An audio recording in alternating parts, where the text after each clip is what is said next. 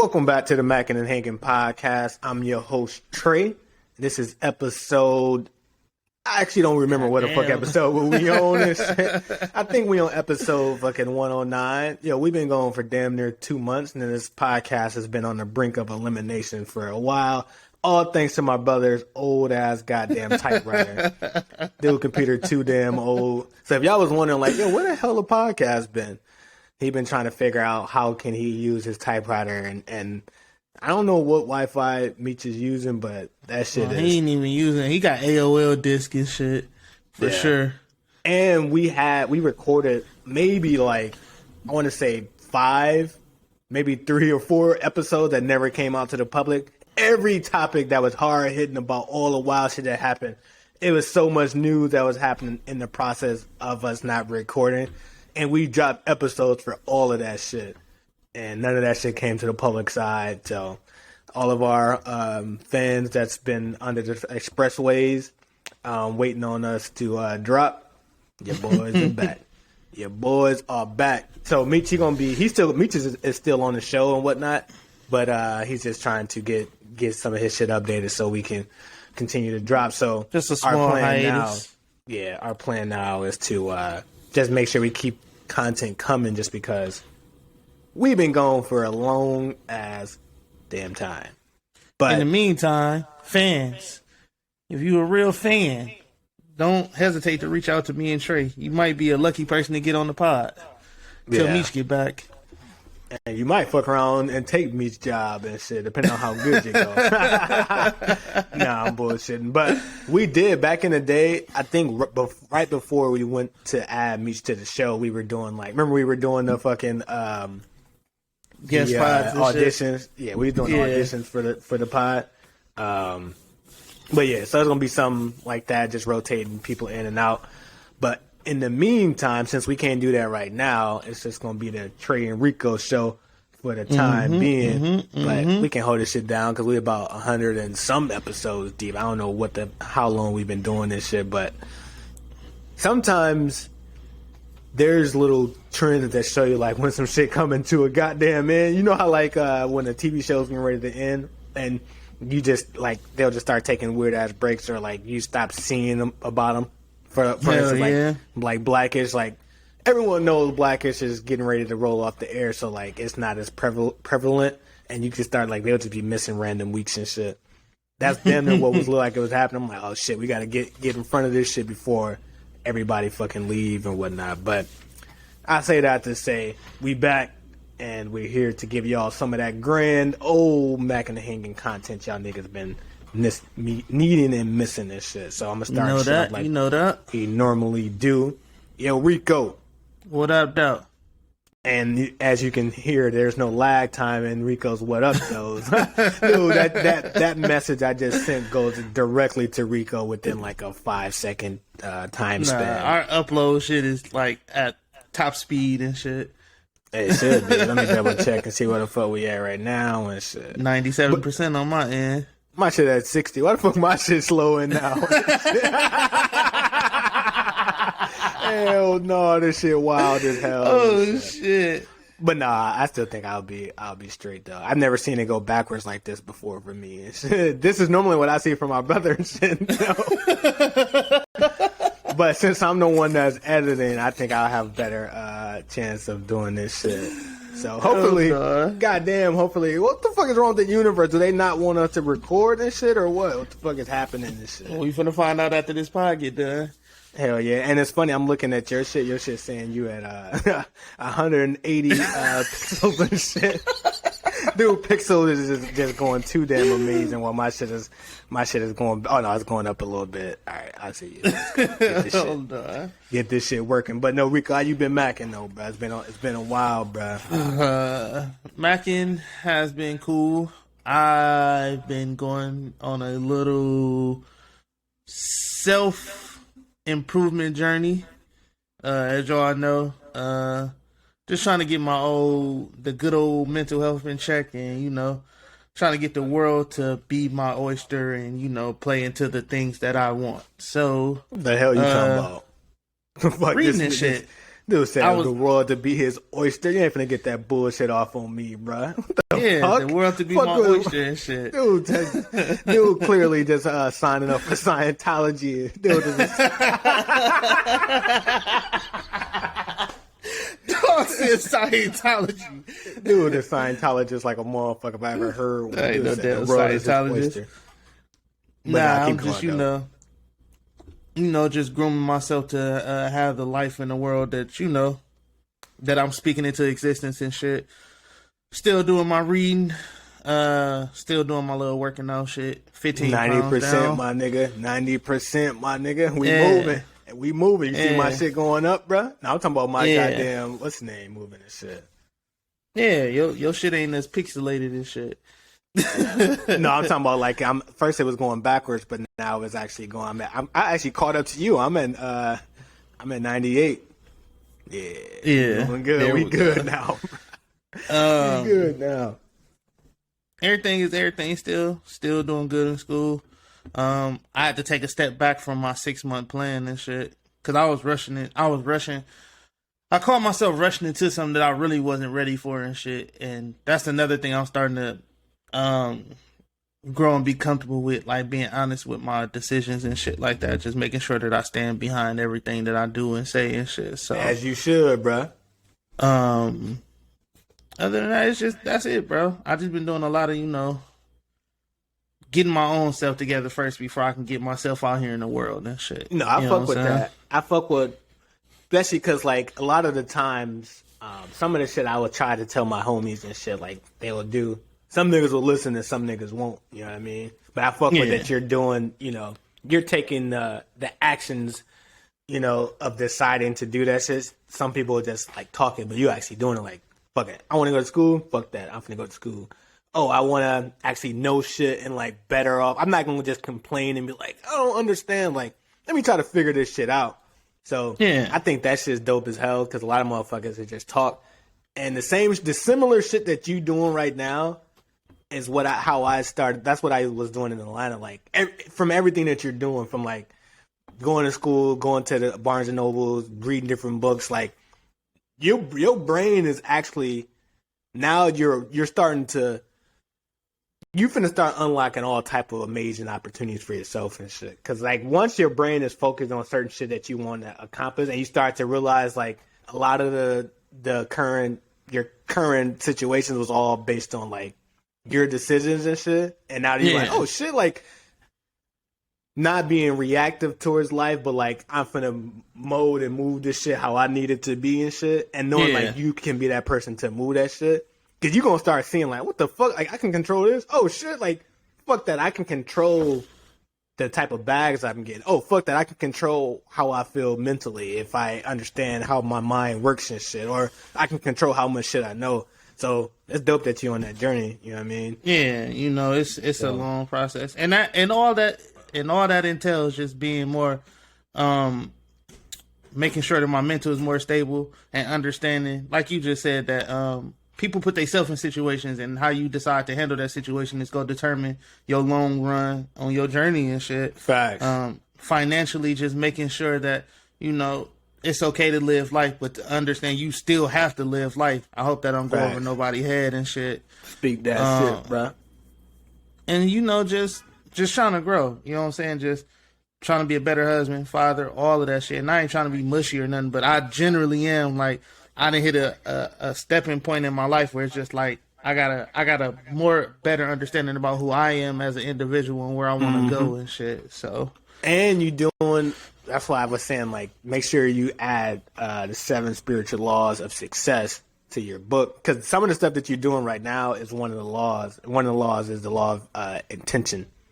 Yeah, and you doing that shit like because it was like it was breaking down the difference between like people who say things, but like they don't put the intention. Like if you put the intention in the air, so like the intent can be like, yo, I want to hold on 1 second real quick. Keep talking, my bad. No, you good. I was doing the whole law shit, but I still do it now and shit. It's just finding ways to implement it and shit. You know what I'm saying? Like it's super hard trying to break your habits that you used to and shit. You know what I'm saying? So now you in a whole different phase in your life now, and you trying to implement new things. They always seem to clash with the old shit that you used to, because it's more comfortable for you to retort to the old shit than it is bringing in new shit. So facts. You That's know, just making sure that I try to step on my shit, man, and do that. Oh yeah, now you going down and the then right I'm setting path. small goals, like nigga, my small goals, and my goals at first was I was so headstrong on trying to get out of my current job and shit, and it's just like, yo, you can't, things don't work that fast all the time and shit. Oh no, keep going though, but I want to say, oh shit, my bad. And I had to tell myself that, yo, if whatever don't happen in 6 months, like it's okay. Just your goals in the intern should be making sure that you pass with a B or higher, and just making sure that you just doing what you need to do and shit. You know what I'm saying? Right. Like those are my small term goals. Just keep continuing losing weight and just making sure that you pass. Everything else fall in line and shit. You look much heavier than normal. You look way heavier than normal and shit. But I'm definitely 15 pounds down. No, I fuck with that shit. But what I was going to say was, like the goal of you were saying, like, yo, lose weight was one of your goals. Oh, not lose weight, but get out of your job and shit. But one thing, when I was reading different books like this, it was talking about how, like, energy attracts similar energy and shit. So, like, although your goal is to, like, yo, I fucking hate this job, and, like, when your brain, like, focus in on, like, the fact that you hate that job, the energy that you attract ain't the positive energy that you need. You're attracting the disdain for the job, which is more like the negative energy. So instead of you thinking like, damn, I need to get the fuck out of here because I hate this shit, instead of things working in your favor to like get you out of that job, is actually more negative, making it shit. Harder and shit. Yeah, because more negative energy is finding its way to you, because they say energy attracts energy, but the same energy attracts the same energy and shit. So like if you're filled with that, like, I hate this fucking job, it will attract more shit that you hate. You know what I mean? So like once your brain starts thinking that shit, it starts to maneuver that shit. That was some shit I learned within Seven Spiritual Laws of Success, and this other book called the Master Key System. That shit was written like 1940. So that shit's fire too, though. I can get you on that shit too. But yeah, glad your ass is progressing. Still gaining weight though. You're not running that one by me. You gaining weight. You feel me? You gaining weight. So, but that's what's up though. Keep gaining this shit. And keep gaining. Bro, you ain't fooling me, dude. Over there looking like fucking Jerome Bettis and shit. Thomas, me losing weight. I'm 15 dude, pounds just down, a big man. ass lie and shit. I mean, in your like, since you've been telling us this weight loss journey, you supposed to be like hella slim now. Cause like every week you was like, yo, I lost 5. Now you're at 15. So technically you should be at like 50 pounds down now, bro. Nigga said 50 pounds. You should be around 50 now. Where you at? Where you at in total, bro? I'm 281 now from 296. Okay. Oh, so you doing your thing and shit. Yeah, it's definitely. I mean, I ain't eating the cleanest, but I definitely ain't going as hard as I used to and shit. Like implement shit, just working out and not eating after 8 o'clock and shit like that. Shit, that vape pen make it hard for my crazy ass. Nah, that's a fact. That's why I only hit on the weekend. Nah, yeah, I be trying. I mean, I first I was doing that shit. I was like, let me do this shit on the weekend. But then I was like, fuck, I want to enjoy some great television and some fucking snacks. I want to enjoy a pound of goddamn gummy bears without thinking about it. This shit. That's I was eating a whole pound of gummy bears and was wondering why my stomach was hurt the next day and shit. Like, fuck? Did I finish a whole thing of fucking gummies? Man. Nah, but yeah. As for me. Mackin has been going well. Me and Danny, we preparing for this. Actually, she has a surprise. My birthday's coming up, and she has Oh, like a birthday shit. surprise for me. She told me to pack some shit, so I guess I'm going somewhere. I think I'm going to Barbados and shit. I don't know, bro. Nah, it's fine. I don't know what the fuck. She said she might get Giannis and J. Cole to surprise me and shit. So we gonna see how Shout that out shit Danny, go. man. That's some lit shit. She taking you out for your birthday? Yeah, she doing some fire ass shit. So she doing that. So that shit is happening. Birthday weekend is coming up, and so the pod, y'all haven't been talking to us or listening to us for a while, but in the midst of April and March, I embarked on this dry March and most of April. And the idea was to, it was originally Danny's idea to do a dry March in April, but mainly for Lent. And I was just like, fuck, I'll just do it as well and support, you feel me? So I decided to do it.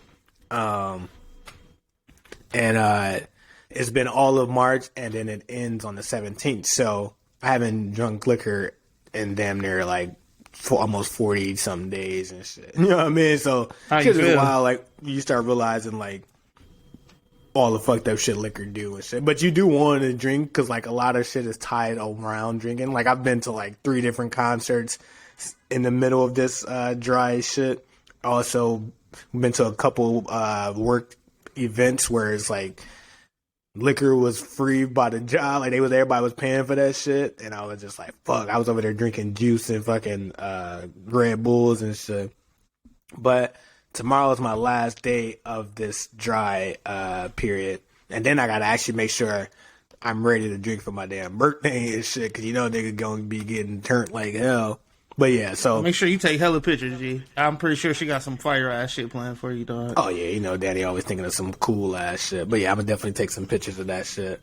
But besides that, I also went to this dope Basquiat exhibit last week. That shit was fire as hell. And this picture behind me, that's a Basquiat. That's one of his paintings that sold for the most. That's not a the real Basquiat, but it's the replica. Nah, nigga, you got a Basquiat in your house. Yeah, we ain't playing that. Oh yeah, but I'm saying that actual painting that's there, that one sold for $200 and something million. The actual Basquiat, and we went to this exhibit, and the exhibit was a lost. All of the Basquiat stuff that the public has never seen and shit. So it was stuff he did as a child and all his painting that his family held on to. We went to that shit last weekend. That shit was fire as hell. Didn't realize he was doing a lot of cool ass shit as he was young and whatnot. I didn't even realize he died in the 80s and shit. Shit was I thought he lived in the 90s as well. But Basquiat was dope as hell, yo. He was doing a lot of cool ass shit. So that last weekend we went to that shit. Then we was watching.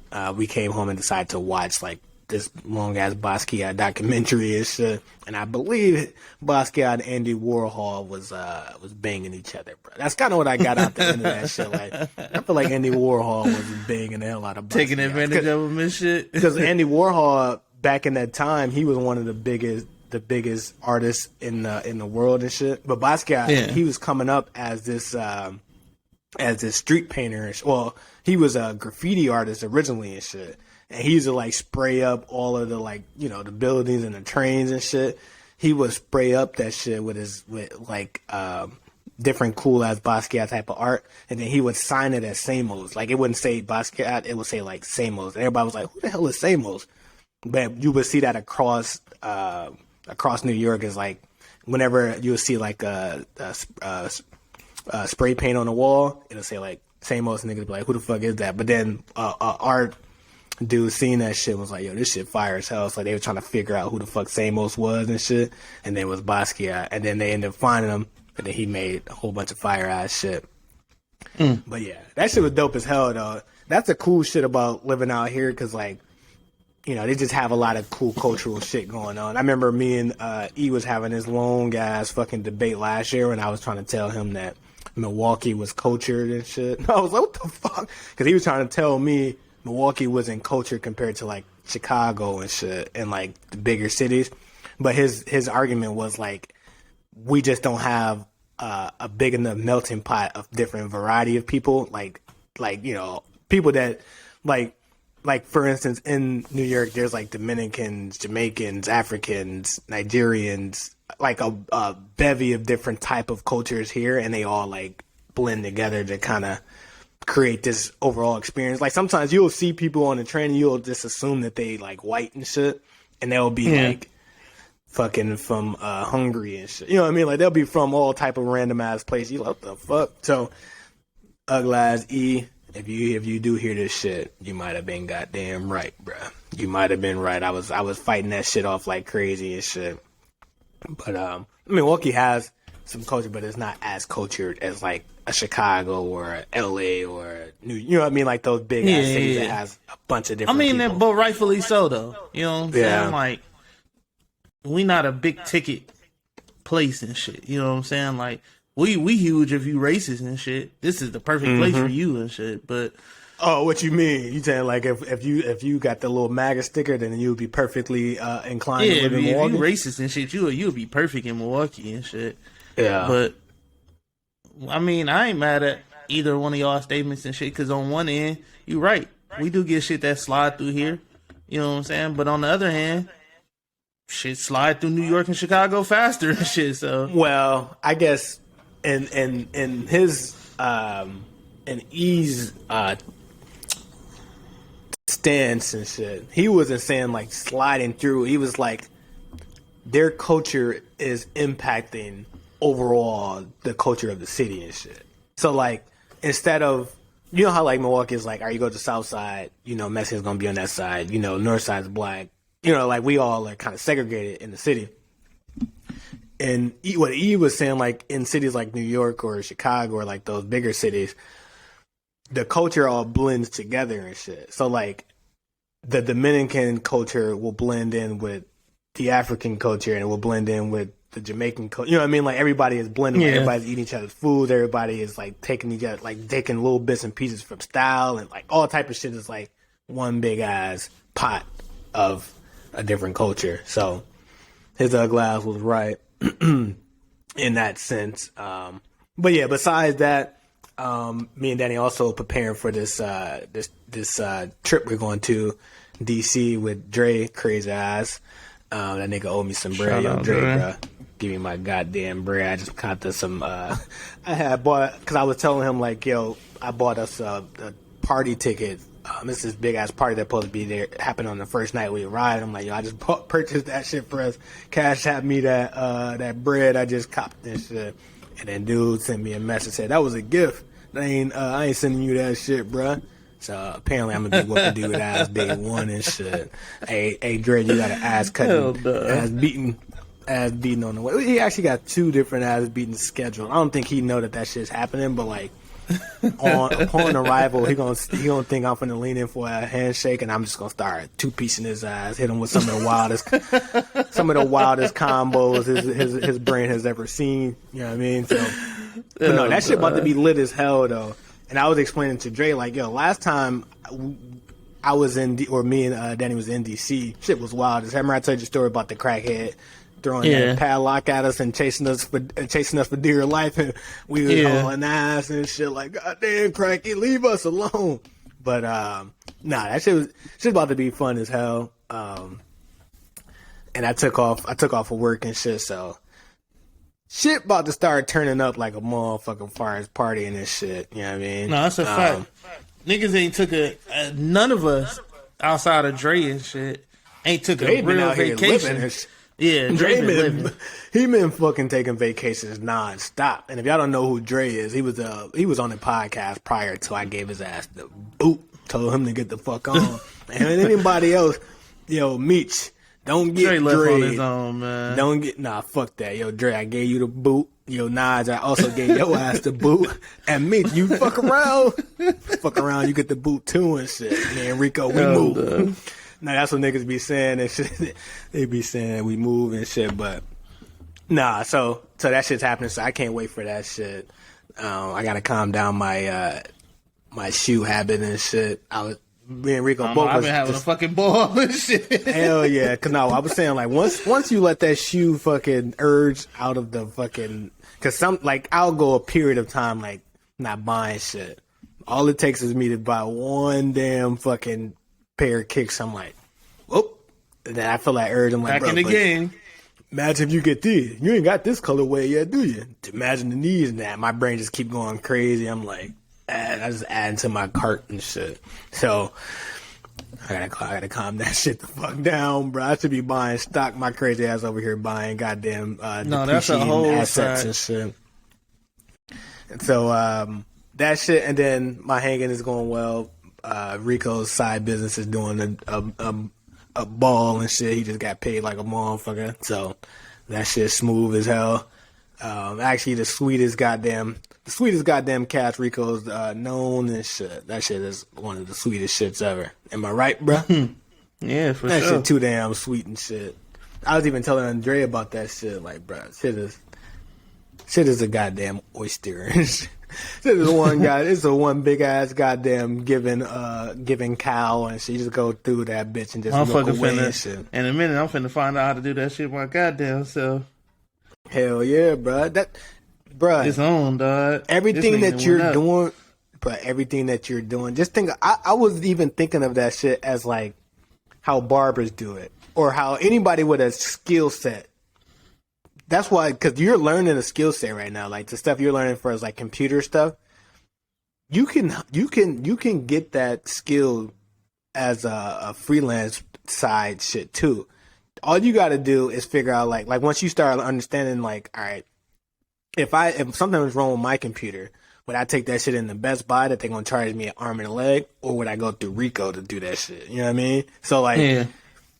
If I was you, I'll be like, yo, I can set your shit up, make your shit like whatever you end up like whatever unique skill sets you gain from the things that you're learning and shit. I would just start hustling that shit off the bat. You know what I mean? That's just start like figuring out who has different laptops, who has different things that they want. Either like can you speed your shit up? Especially if you think about the amount of people that are starting podcasts and shit, you know, because like everybody, like it's hella people in Milwaukee that's trying to do that shit. If you think like, all right, you want to record more episodes, you want to do all this shit, you need your shit to be. We can use our experience from what we are having to deal with, and then you can use that as the shit you're learning with, like how to speed up your overall processor, like how to like speed up your system and shit, and then have that as like your fucking freelance shit. It's like, yo. You got a laptop, I can speed that shit up. And I'm just giving you hella game right now because I'm just thinking of all this shit on the side. So there's companies, like one of my older companies I used to work for, the smaller agency. Like there's a bunch of like smaller agency type of companies in Milwaukee that they have laptops and whatnot too, right? Like, you know, the company will have their own laptop and they just give that shit out to people. You can be like, y'all can go through me and I can set up your laptop for 60% less than whatever y'all having somebody else do it for it. Because at my old company, you know, they had this IT company do it, but it was just really like 3 dudes doing that shit. So whatever you learn, you can just be like the dedicated. Just put it like this: the skill sets that you're gaining can be fucking. You can milk the fuck out of that shit. Is what I'm saying. That's definitely what the plan is. Hell yeah. And sure. Well, it's all type of shit you can use it for. You can even do some freelance shit for like those buy and sell places that you go to for like the cards and shit. Yeah. Imagine if the buy and sell places are getting like older laptops to come through, but then they need to like make sure them bitches run faster or whatever before they like resell them out. You can be like, yo, I can help y'all do that shit. Y'all give me a little piece of the little pie, whatever, blah, blah, blah. Speed that bitch up for you. Get it bitch out. Bam. Hell yeah. Words. Just giving Rico some game right here. Giving Rico some game. So when y'all see him buying his next Tesla, just know it came from your boy here and shit. But no, that's probably go up because I'm finna sign up for summer school Monday actually. I'm on all of that. Think of it like this. Once you acquire this, like how I would map it out is like, all right, once I acquire this little unique skill set, is there anything else that I can do to make my shit stand out? So it's like, all right, how many certifications can I add in this time as I'm learning this skill at the same time? Because that's what I was doing when I was like deciding I was going to go into the digital advertising space and shit. I was like, I'm gonna go to school for this, but then I'm also gonna do some side shit to like, one, make it more practical, like how I can apply this shit, but also how many certifications can I get while I'm acquiring this? Because the certification is gonna force you to put that shit into practice, but then you can beat out the competition if they just only doing what you're doing in school and shit. Yeah, and then you can have that shit, and then figure out how to. There's so many ways. That's why when like certain people just like lazy, I'm like, bro, it's so many ways of like getting to it. You know what I mean? Especially in this time right now and shit. All it takes is for you to once you get once one door open, every door open and shit. Facts. So many ways, bro. So when niggas be like, and then I when niggas like complain like I'm like, bro, there's no reason for you just to be sitting on the couch not doing shit. You know what I mean? Like, there's no reason for you to not be having different opportunities because there's so many things you can do and shit. There's so many ways of getting that cash. So that's just what I was, what I wanted to call out. But shit, I feel like me and Rico, we out here doing our thing and shit. You know what I mean? We out here doing our thing. And then once Rico get really comfortable in his IT skills, we can bridge our shit together and be the.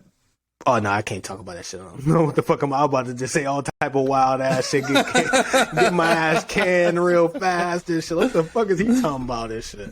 But yeah, you know what I'm saying this shit. Yeah. But I guess we can get to some of these topics, but that kind of wraps up our Megan and Hagen shit. Well, actually, I can kind of go into my Hagen a little bit more because it kind of ties into the first topic. So like, at my job now, we're starting to transition from working from home to start to work in the office. So like now we have I think it's like 80-20, where 80% of the time you still have to be at home, but 20% of the time you can be in the office. But you can pick and choose what days you want to go in and what, whatever. So I've been going to the office every now and then, and the office for me, I work downtown in Manhattan, so it's like I have to catch a couple trains to get to where I need to go and shit. And I was excited as hell about going to the office because like I get to be more part of the city. I get to actually start to really feel like I live in New York and like experience this shit. Yeah. Because like beforehand, I just been working from home, so you really haven't been getting like the true experience of like working every day in New York, working downtown, all that shit. I've been kind of like siloed in my apartment or our apartment. But so I started going to work. It's just been cool. Like I did it like for like the last 3 weeks. I've been in the office, and I've been choosing like Tuesdays and Thursdays to go in or whatever. And then shit's been fun. Like we've been, meeting different people after work. Everybody go out for, cocktails or whatever. In this period, I haven't been drinking. So like, I just been drinking Red Bulls and like fake drinks and whatnot. But this week, Tuesday, I go in the office. I'm having a fucking beautiful ass day, drinking some coffee, whistling and shit, thinking of my best, thinking of some of like the playlists and like podcasts I want to listen to, because like during your little commute you just listen to all your favorite shit, right? So I'm on the train, I'm jamming, I'm having a blast.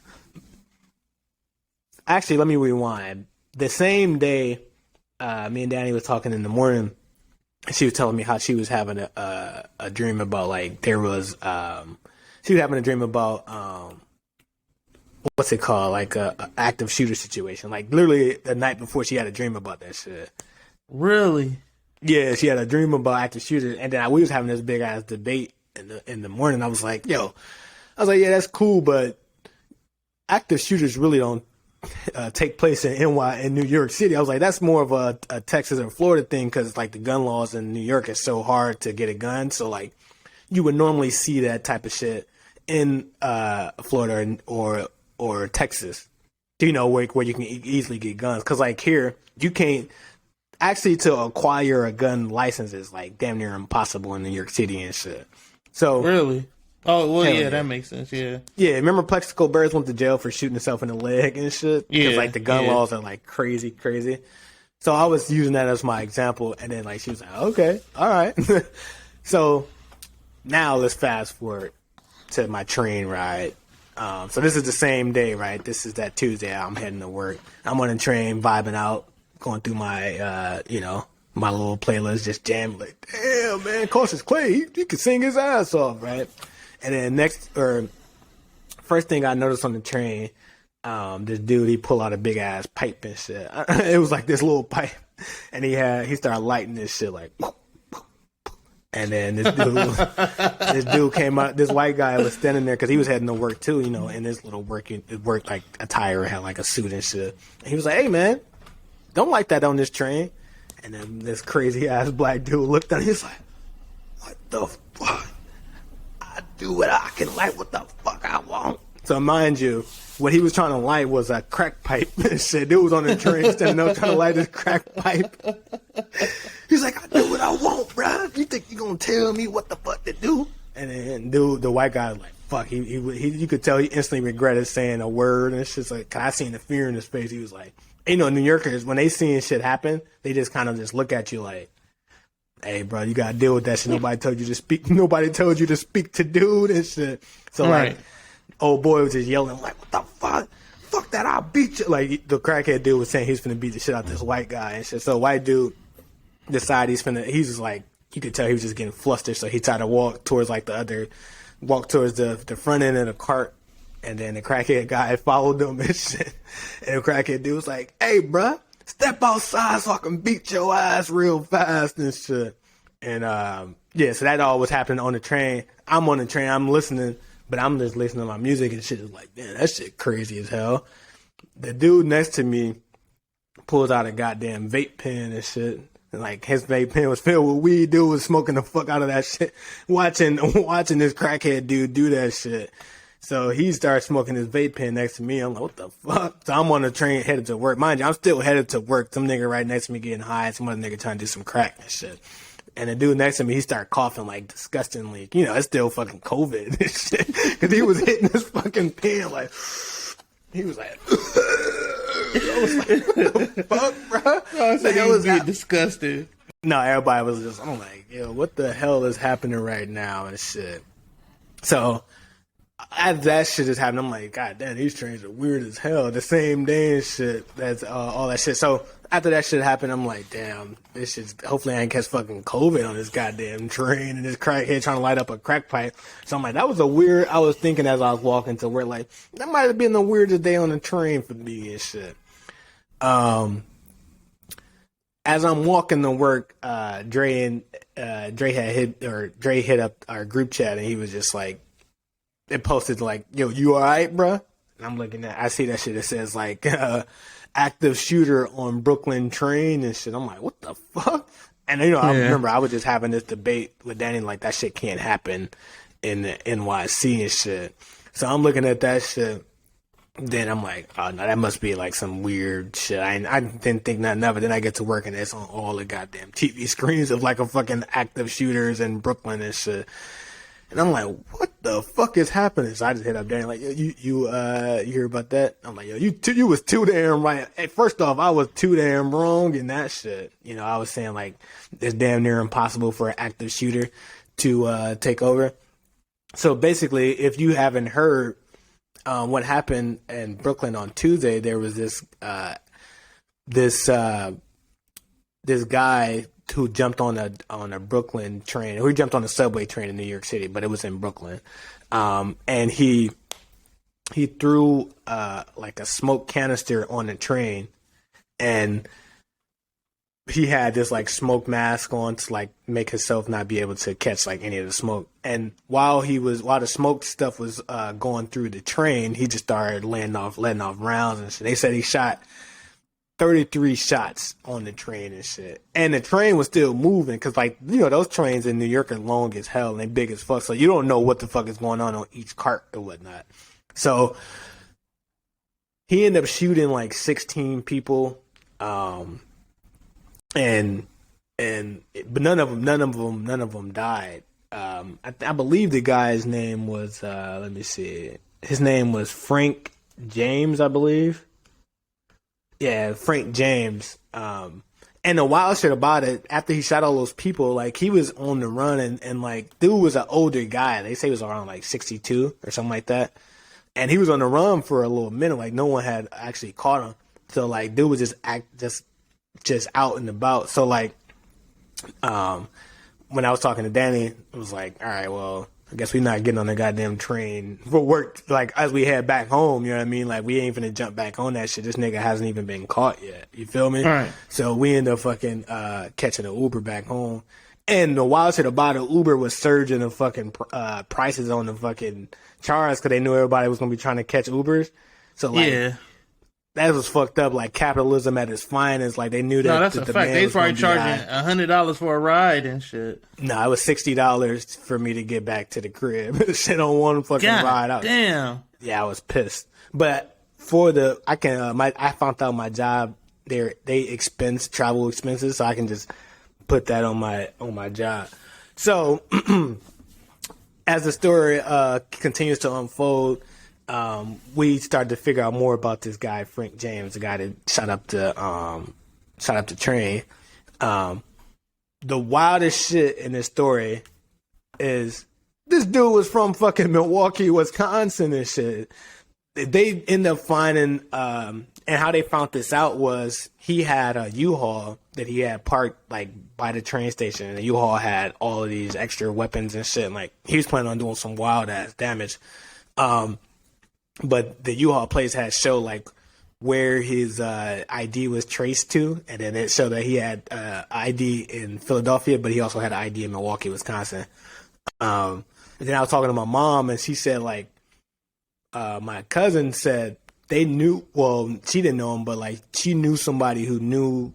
I guess he was talked to this pastor all the time in Milwaukee, and it was like telling him like all the mental shit he was going through, and like he just fucking around and snapped and shit. But I just thought that shit was wild that, like, the guy that ended up doing some wild ass damage in New York was a dude from Milwaukee. And when I was explaining that shit to Dren, because I was like, I wasn't panicking and shit. I'm like, yo, I'm from Milwaukee. Like, bruh, I'm from a wild ass place anyways and shit. And then Nadi was saying, like, yo, New York is way tougher than Milwaukee. And then this shit almost proved my point. Like, yo, wild ass crazy niggas are in Milwaukee and shit, they just coming out. Yeah, I don't know where the fuck now you getting that shit from. I mean, has New York has wild, tragic ass shit happen? Absolutely and shit. But nigga, Milwaukee, you got a better chance of getting killed in Milwaukee than you do in New York and shit. Unfortunately. That's the harsh reality and shit. Like, nigga. And the one up Najee argument almost in the sense is, nigga, we actually drive here and shit. And the guy that just shot up the New York train was from our city and shit. Like, this fucking crazy ass dude. And remember last year we had the shooting, or what was it, 2 years ago? The Miller Park, the Miller Coors shooting and shit. Remember that wild ass shit? Even before that, what about the shoot 'em up in the Arab thing? What is that called? Yeah, is that called a Sadiq? The mosque? Yeah, the mosque. That shit right there. And shit. Yeah. Like, fam, Milwaukee ain't, you know what I'm saying? We definitely ain't on a highlighted list. Like, we didn't definitely have some fuck shit going on. Like, fam, some dude just got shot up in the car with his kids and shit. Like, yeah, it's rough, man. Yeah. Milwaukee is definitely. Now, what New York do got is a whole bunch of crooked ass cops and shit.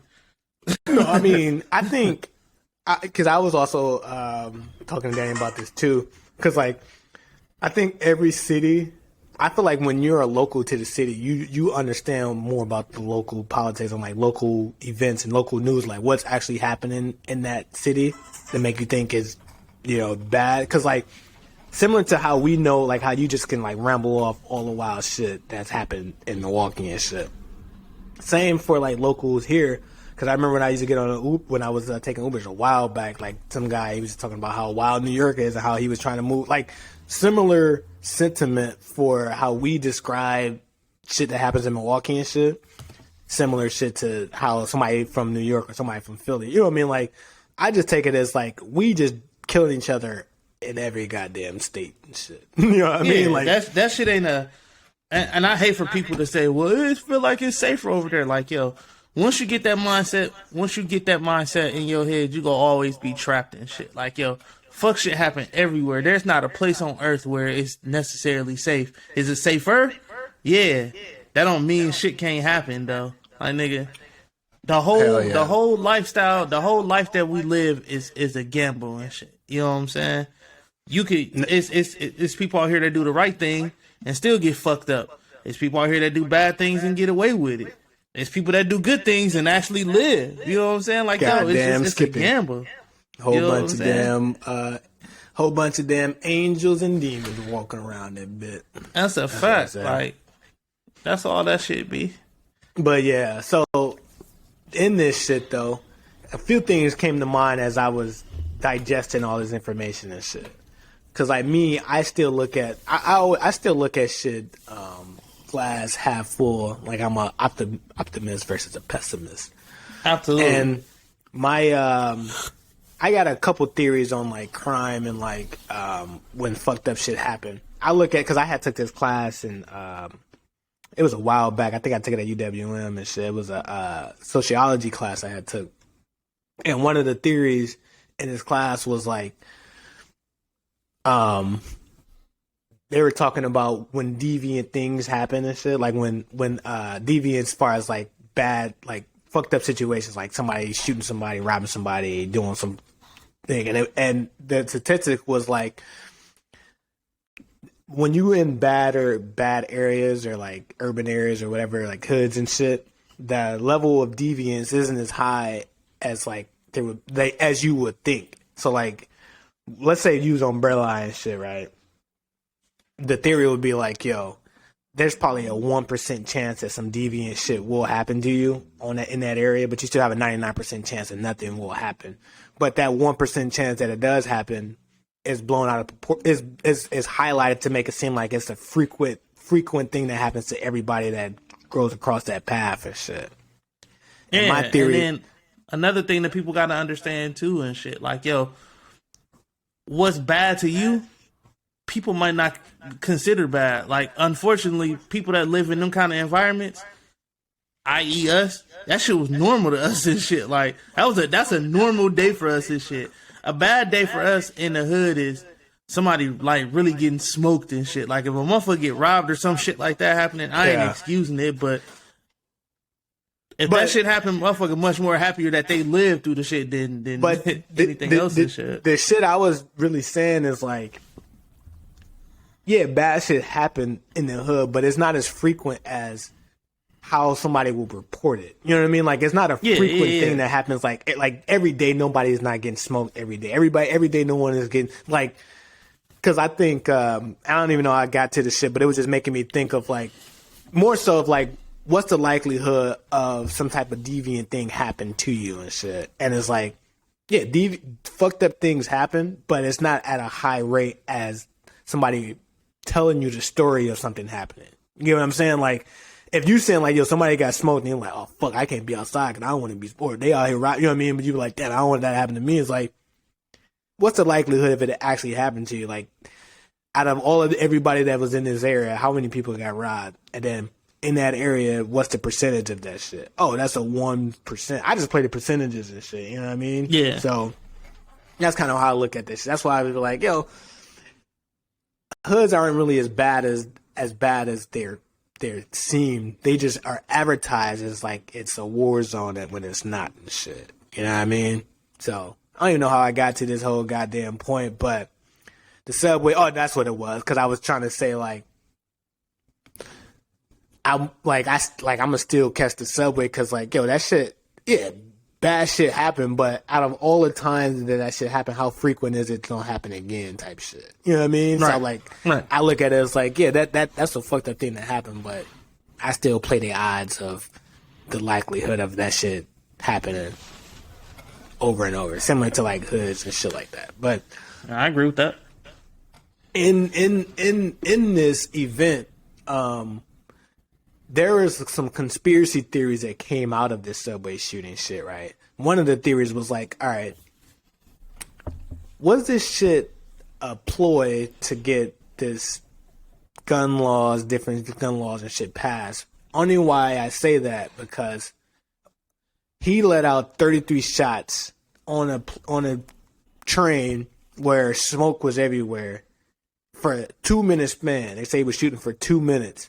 How the fuck that out of all those people you shoot, no one dies at all? It almost was like he was trying to miss his targets and shit. You know what I mean? Because like if you shooting 33 different shots out, 33 bullets, you were finna pass out. You good, bro?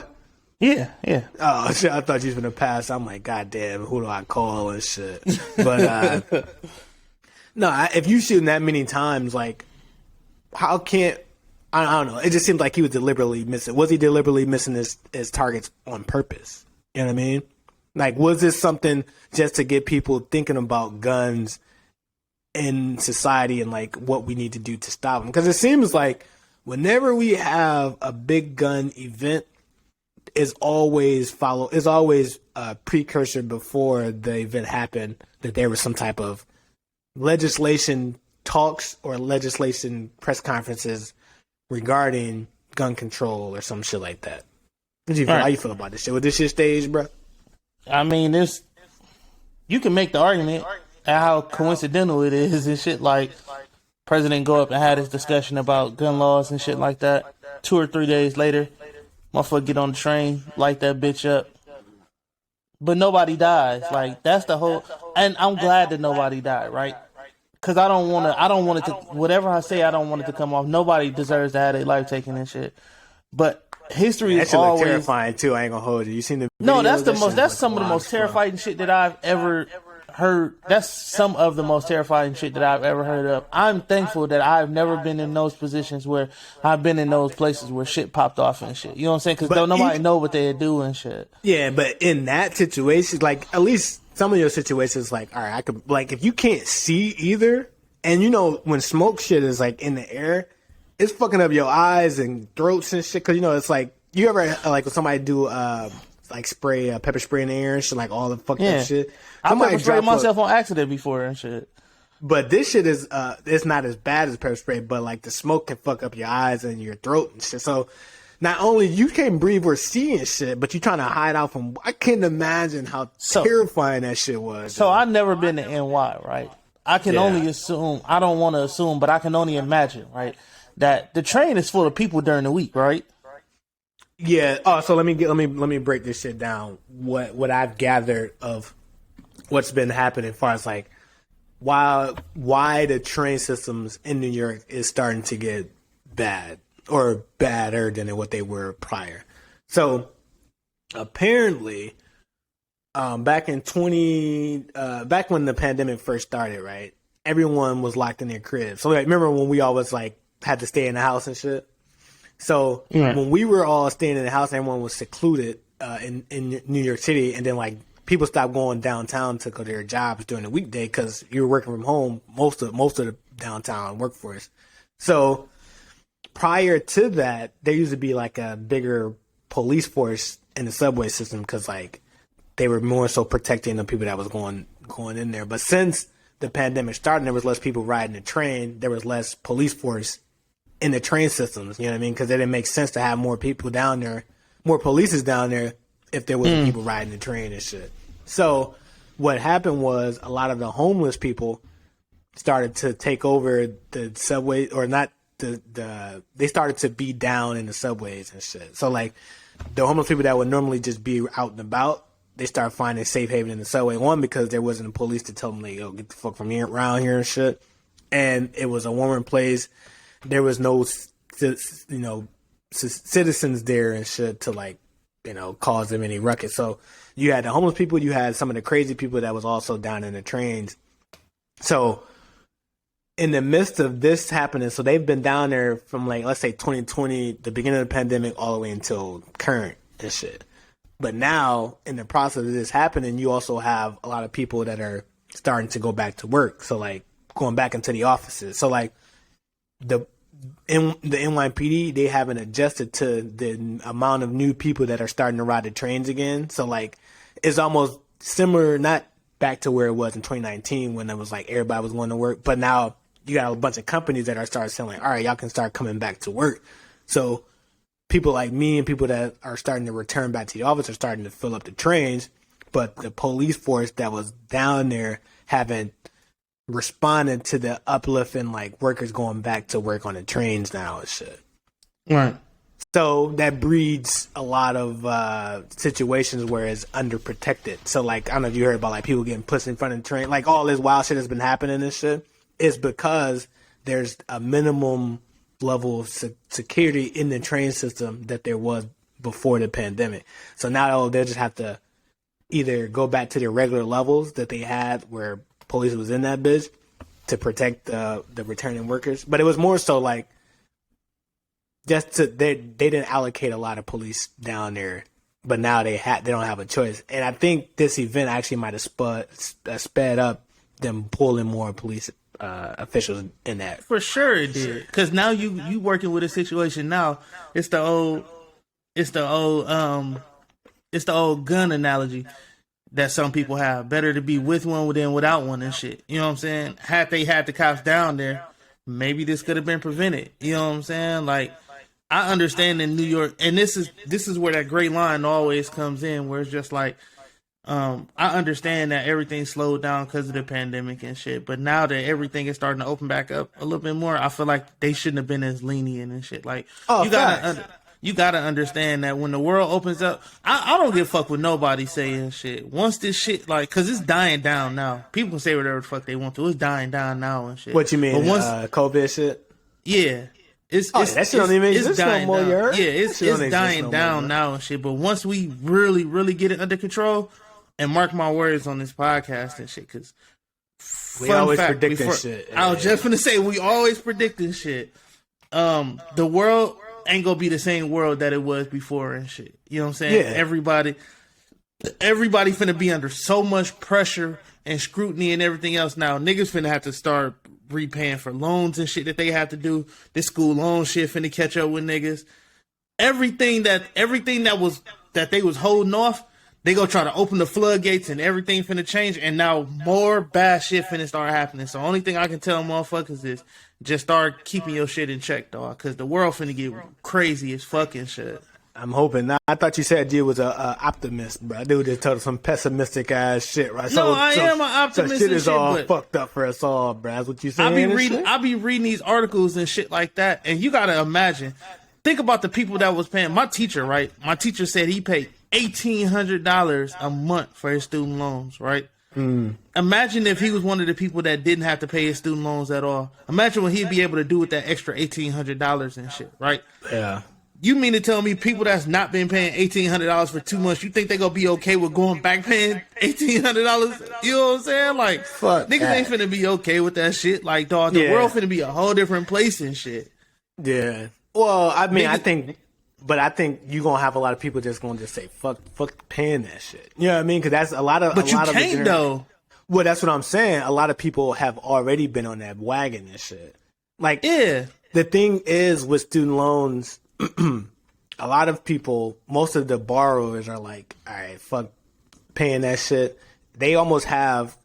Because they still don't have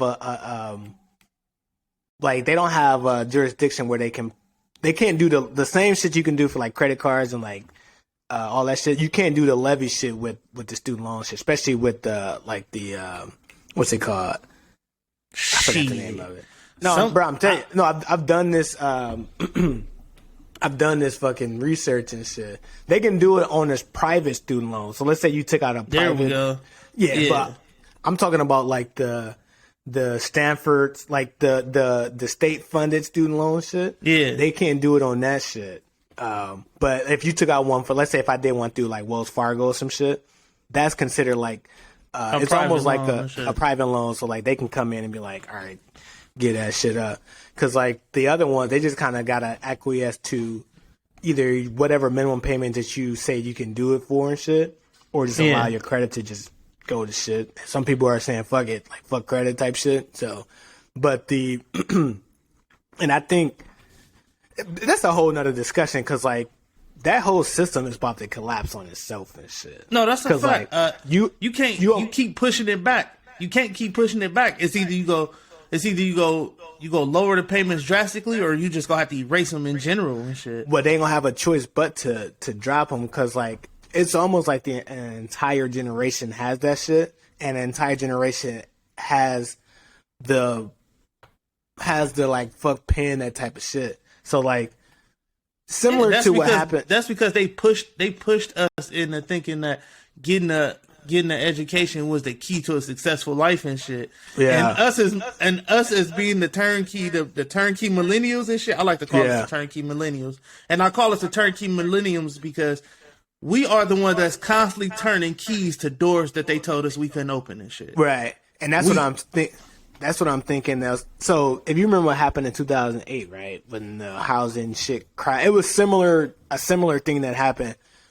The banks was giving out all of these fucked up loans, and everybody that was taking them loans, nobody could pay that shit off. No one could pay their loan off because it was like the loans was just all type of fucked up. Interest rates was fucked up. Everything was fucked up. So like you had a bunch of people with these loans that couldn't pay them back. You had banks that needed their money back. So the whole system was collapsing on itself because like this person don't have it to pay, this person don't have it to collect. So they missing their money.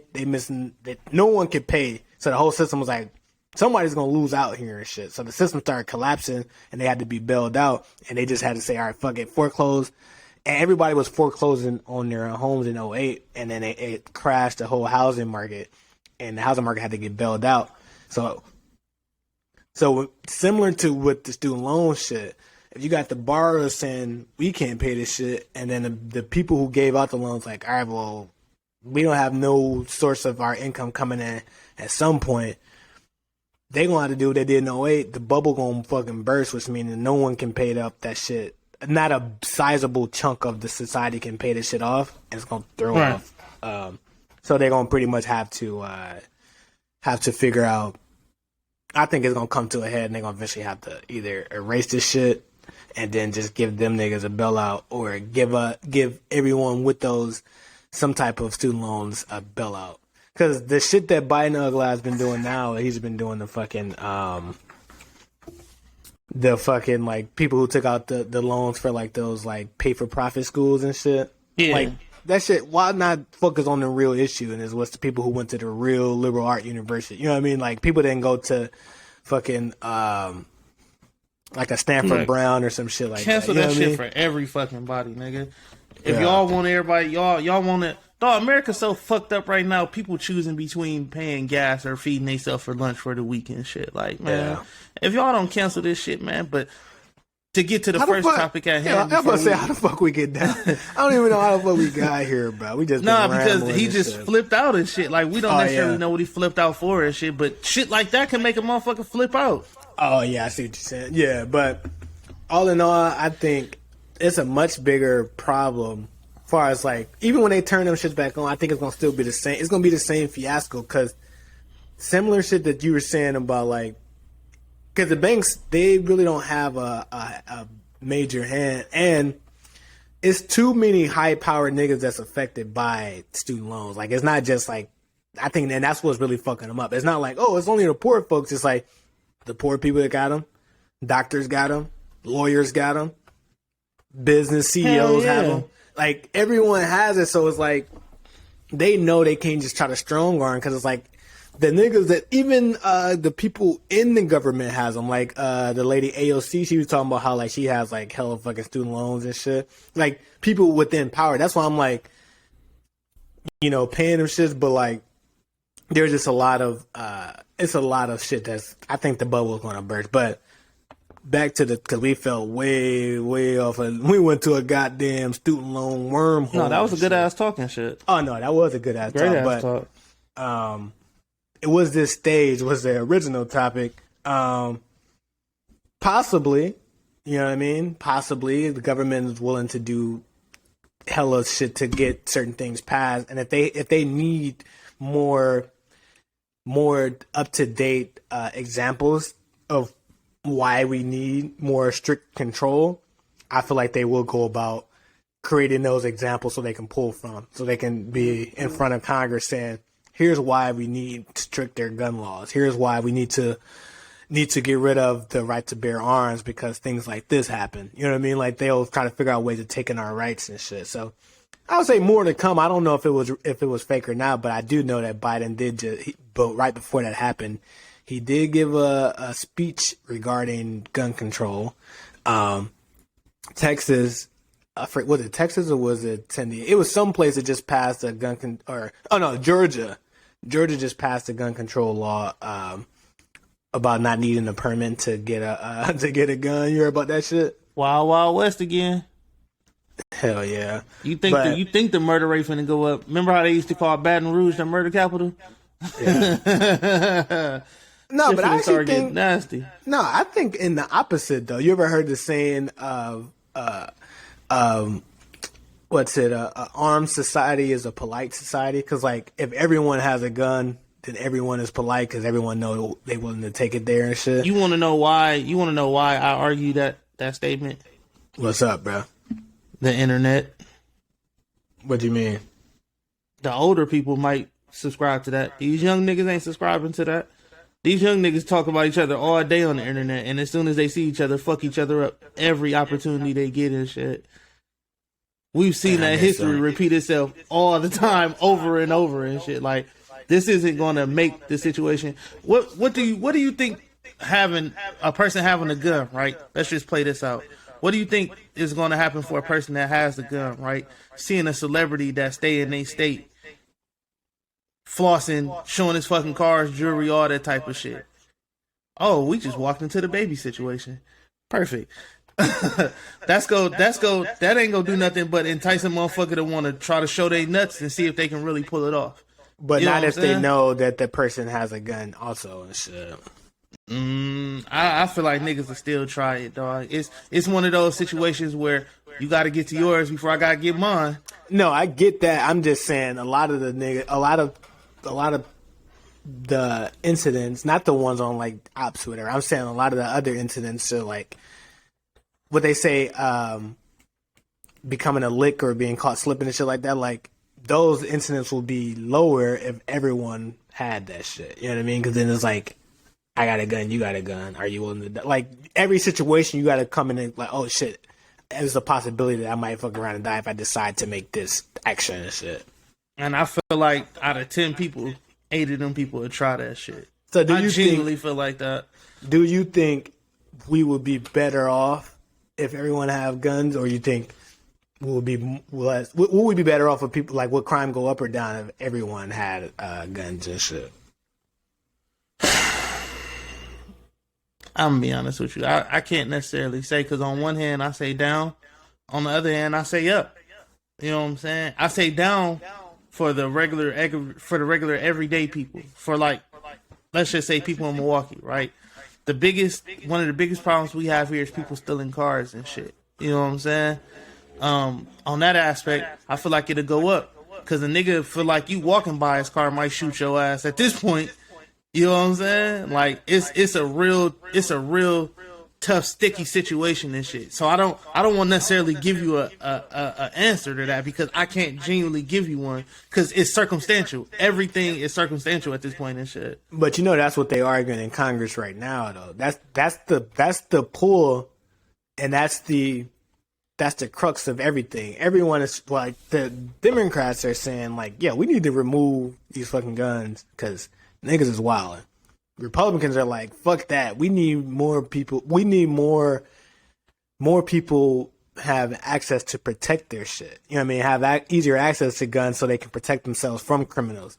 And the Republican stance is like, criminals gonna find a way to get guns in general. You know what I mean? And civilians, if they don't have the ability to bear arms, they'll be easier to target. And the Democrats are like, nah.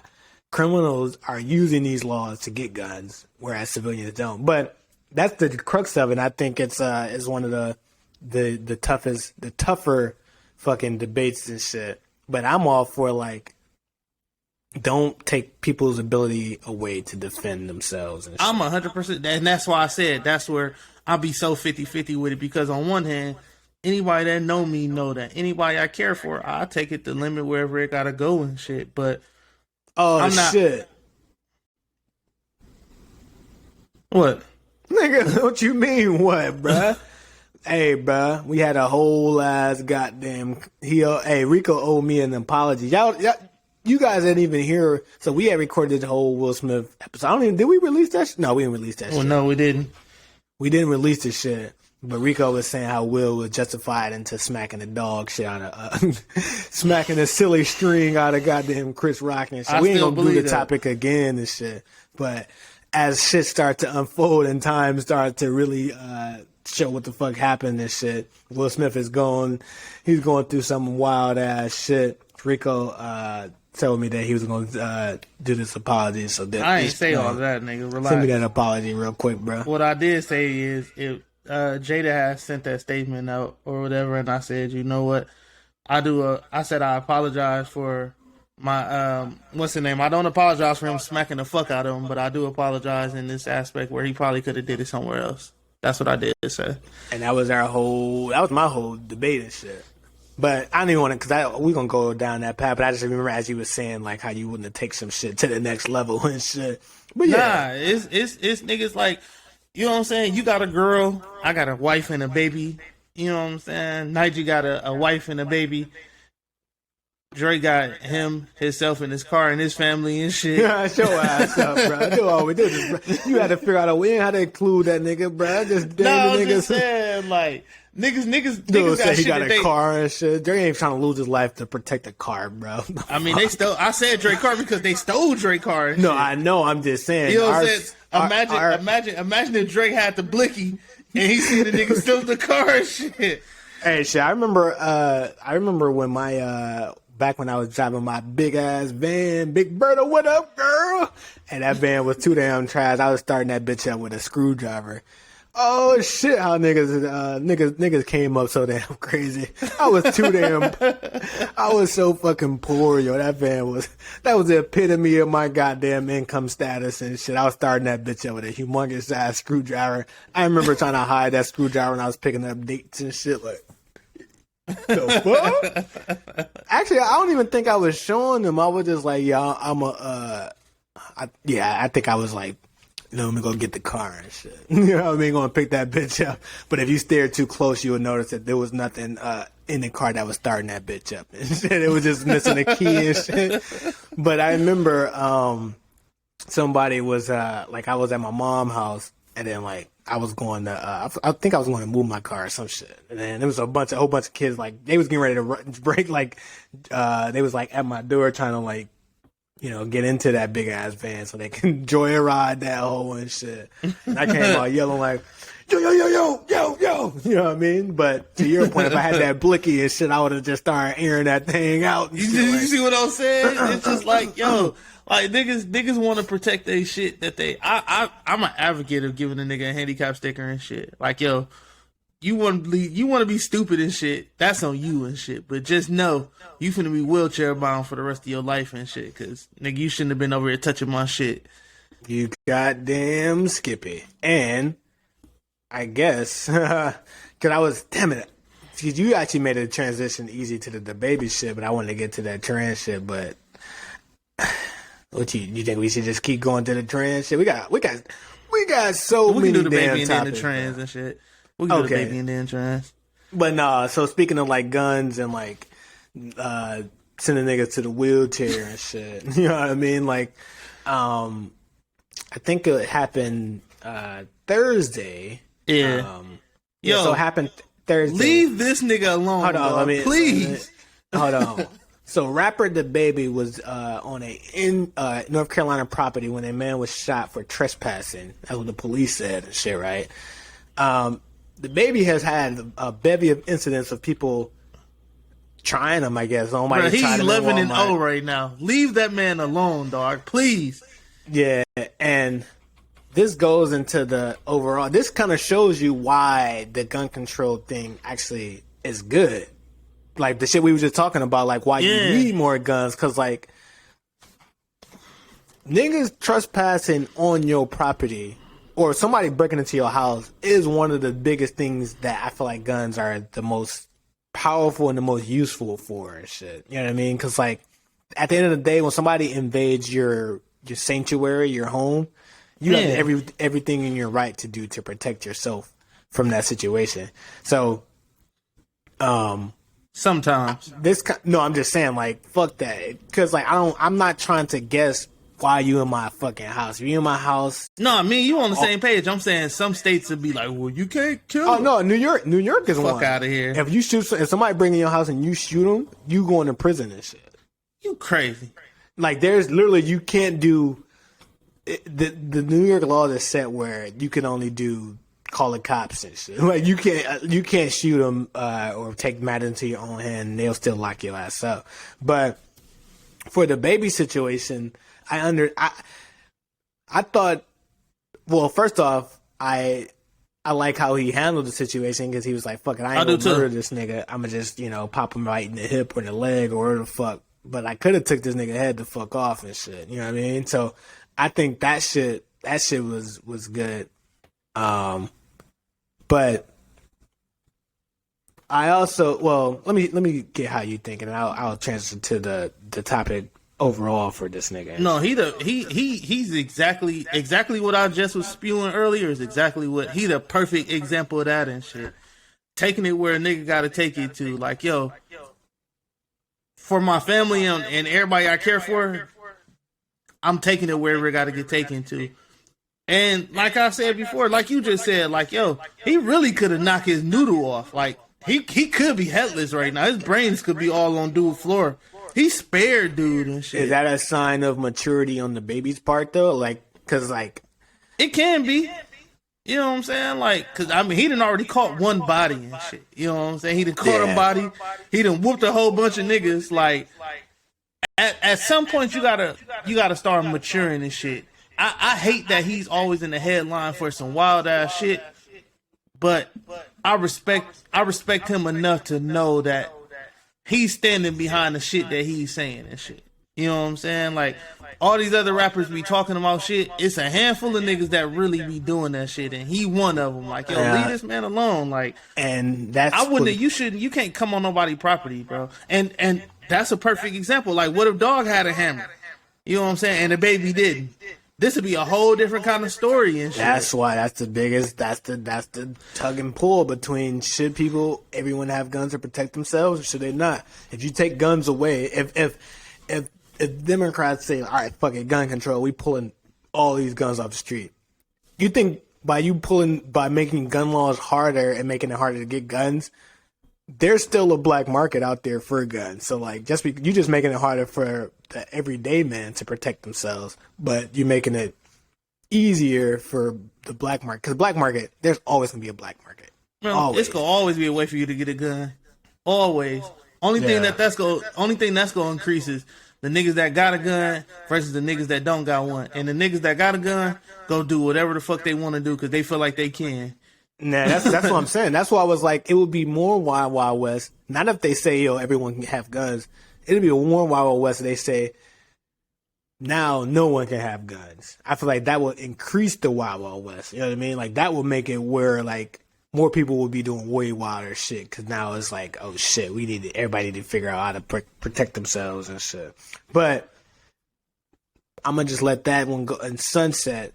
I was thinking of this overall situation of how the baby has been tried a bunch of times, and he's showing like he's not the nigga to be tried and shit, right? No. And how a bunch of bevy of rappers and today's rappers are showing like these niggas aren't for play. So my question to you and to the audience is, does hip hop have a real nigga problem? And when I say real nigga problem, I mean like back in the day, people were talking, you know, like that rah shit, but a lot of their credentials was questioned. You know what I mean? Like niggas questioned Pac's credentials. I was like, yo, he was never really like that for real. Niggas was questioning everyone that had like this story about them, the game, like niggas that had shit about them. It was like, nah, bro, like that's just an act. That's just what they are presenting to reality or presenting to the audience. Today's hip hop artists, from your Pooh Shiesties to your Lil Durks to your Babies to your Nipseys to your King Vons, like when I say real nigga problem is like these are street guys that are maneuvering towards hip hop and becoming rappers, but their mentality is to still react and what the given street codes are. You know what I mean? So like they're not like perpetuating some shit that isn't real. They're just reacting of how they would normally react without, like, the baby would have still shot dude if he wasn't the baby. You know what I mean? Like, if dude was broken into his house, he would have still did the same shit. So I'm asking you, does hip hop have a real nigga problem? I don't think they have a real nigga problem. I think the pressure of the identity that they portraying is the problem. Like, they can't just be regular people. You know what I'm saying? Like, they can't be comfortable in who they want to be because they came out a certain way already. Like the baby came out already telling niggas like, yo, I don't want to be played with, woo, this, that, and the third. Niggas was still testing him. He constantly got to prove himself to show like, yo, I'm not really playing with you niggas. Yo, and remember back in the day when hip hop was fake. Remember back in the day, hip hop artists used to always go to different towns, get extorted for chains, get robbed. Remember, like Plies, you'd always get bitched and shit back in the day. Young Berg and shit. Yeah, but now it's like niggas not doing that shit. Like to the real niggas, like shit, niggas ain't doing that shit to Pooh Shiesty them and shit. Niggas ain't doing that shit to the baby and shit. Niggas ain't Gucci Man. Or Nipsey, or like, you know what I mean, or like the niggas who you actually know are cut from that cloth and shit. Versus like when Plies is in town, like everybody found out he went to like college and shit. Like you remember like that whole story that came out about dude and shit. So only why I say possibly hip hop could have a real nigga problem is because hip hop is willing to take it the extra mile, and they're willing to publicize. The current crop of artists are willing to do whatever it takes to show off their real nigga shit, but it also comes at a price of loss of life and shit. So like Young Dolph and shit. Like Young Dolph was from the streets doing all that shit, and then like that shit was ultimately his demise. But he was like a real nigga, but like niggas came for him and shit. You know what I mean? So like, I think the Dolph situation is kind of sticky in the sense where he had been shot at so many times and had cheated death, right? But he kept taunting it. You know what I'm saying? He kept telling niggas, I'm untouchable. I'm bulletproof. I can't do this. I can't do that. You know what I'm saying? And I've heard rappers say this a lot of times. Like, nigga, if you want to live, sometimes you got to get out of your own state. You know what I'm saying? If you want to live. And I don't think rappers understand that it's okay to be a civilian. You know what I'm saying? Like, the baby is, I mean, he's similar. He's similar to Dolph. He's talking about how niggas don't try him and all this shit. And that's my whole thing with him. Like, yo, leave him alone, dog, because you can't win every match. Nobody is perfect. You know what I'm saying? The man is 11-0, bro. Right. He haven't lost nothing, bro. And his lawyer gotta love him. But what you mean by that, though? Oh, all the cases that he always in. Think about all the retainers and everything he gotta pay and shit like that. Like, dog lawyer love him and shit. You damn Skippy Hippie. Yeah, but damn Skippy Hippie. Somebody needs to like literally take him away for like a couple months and shit like that, and get him like a therapist or something. If I'm really being honest with you, like he gotta be under some form of like post traumatic stress and shit. Yeah, because every day he's doing something every week. Remember when we was just talking earlier in the podcast, and you was talking about how like you was talking about like you hate your job and like focusing on that shit, right? And I was saying like, negative energy attracts negative energy and shit.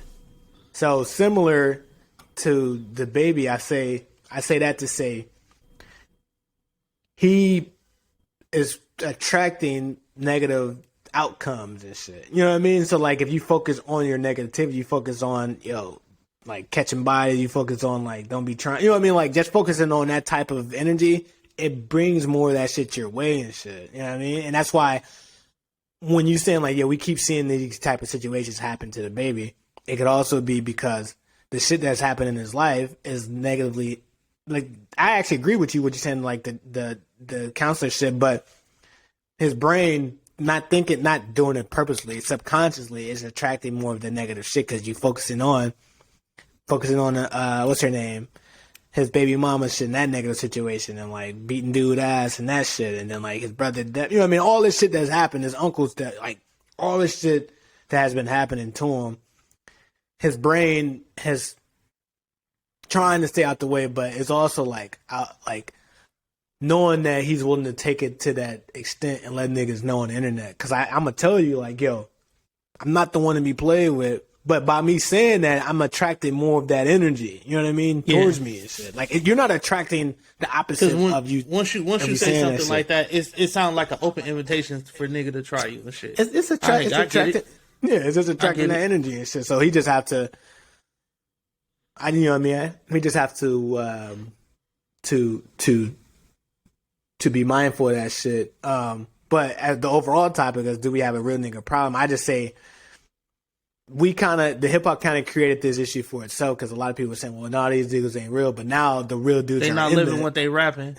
But now the dudes are living what they're rapping, and it's like a shock to the system. It's kind of like hip hop created this environment we're in now and shit. Because like, the rappers are actually the real niggas. They actually are the niggas that are doing this shit. But it comes at a price, and the price is these niggas gonna get locked up. Pooh Shiesty, these niggas gonna get killed. Nipsey, Young Dog, Triple X. Well, nah, he got somebody tried to rob him and shit. Yeah, that was different. But he was still one of them people. He was whooping ass like earlier in his career. Like he was whooping ass and shit like that too. Like it gotta be hard being a rap artist and trying to, you know what I'm saying, live up to standards of people that really don't give a fuck about you. Who just care about the music that you make and shit. Like, I'm gonna be honest with you. You know, one of the most stress-free people on earth that make music and shit? Me? Future and shit. Future is one of the most stress-free people I've ever seen make music. He ain't never been in no beef street shit, none of that. You know what I'm saying? Cole is the most stress-free person that make music. No. Cole is an artist. Future is a rapper and shit. Oh, I see what you're talking about. Yeah, okay. You know what I'm saying? Cole don't be on that street shit like how everybody else is. The niggas that we talking about is street level rapper niggas. The street rappers, out of all the street rappers, Future has the most peaceful. Yeah. That's true actually. Because he actually just got the most just peaceful, doing. What's his name and shit? But it's just like he does it. The thing, because I used to be a street individual. Like when you have these, when you have, you what a you liar say? And shit. No, the fuck you didn't. Goddamn cupcake. Dude say he was a street nigga and shit. Dude ass was out here murdering niggas and shit.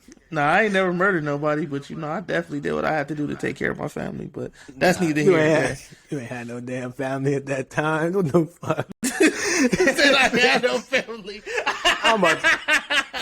I'm about to send this video to the FBI and turn your ass in, bro.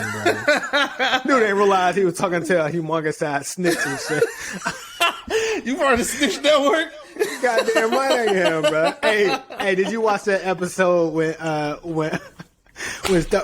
that shooting happened in New York and shit, and then the old boy that one dude had called in and shit, and dude started like, "Is this the shooter?